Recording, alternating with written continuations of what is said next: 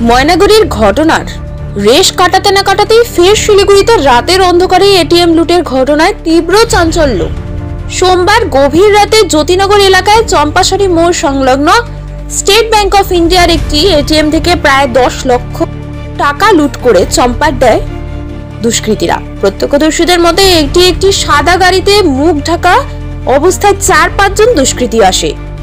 এলাকাবাসী দেখতে পেলেও পুলিশের সঙ্গে যোগাযোগ করা সম্ভব হয়নি। বাসিন্দাদের একজন জানান, দুষ্কৃতীরা শুধু এটিএম লুট করেই থামেনি, বরং এটিএম মেশিনে আগুন ধরিয়ে দেয় তারা।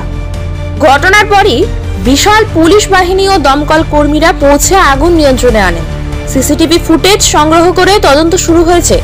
দার্জিলিং, জলপাইগুড়ি ও উত্তর দিনাজপুরে সতর্কতা জারি করা হয়েছে। এদিকে নিরাপত্তা ব্যবস্থার ঘাটতি নিয়ে ক্ষোভে ফুঁসছেন স্থানীয় বাসিন্দারা। 46 নম্বর ওয়ার্ডের কাউন্সিলর দিলীপ বর্মন এসে প্রশাসনের বিরুদ্ধে ক্ষোভ উগরে দেন। শহরে একের পর এক এটিএম লুটের ঘটনায় আতঙ্কিত সাধারণ মানুষ। প্রশ্ন উঠছে, ব্যাংকের নিরাপত্তা কোথায়? পারবো না। আমরা তখন যখন এই কাণ্ডটা হয়েছে তখন তো আমরা ছিলাম না। আমরা নাগাদ এই ভোর 2:30-3টার সময় খবর পেয়েছি যে এটিএমে আগুন লেগেছে। তারপরে আমরা সবাই নামলাম, নামার পরে দেখি এটিএম থেকে পুরা ধোঁয়া বেরোচ্ছে, আগুন লেগে আছে। তারপরে জানা হচ্ছে যে এখানে চুরি হয়েছে।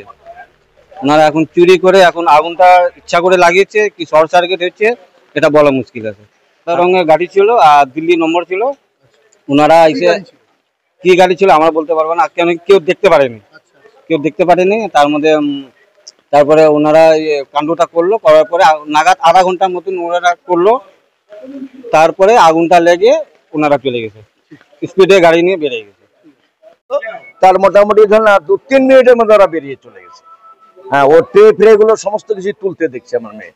তারপরে যখন ও প্রথমে লয়ার স্টুডেন্ট, তো ও বুদ্ধি করে 100 ডায়াল ফোন করেছিল, কিন্তু 100 ডায়ালকে ফোন করে কোনো কাজ হয়নি। অনেকবার ট্রাই করার পরেও 100 ডায়াল লাগেনি।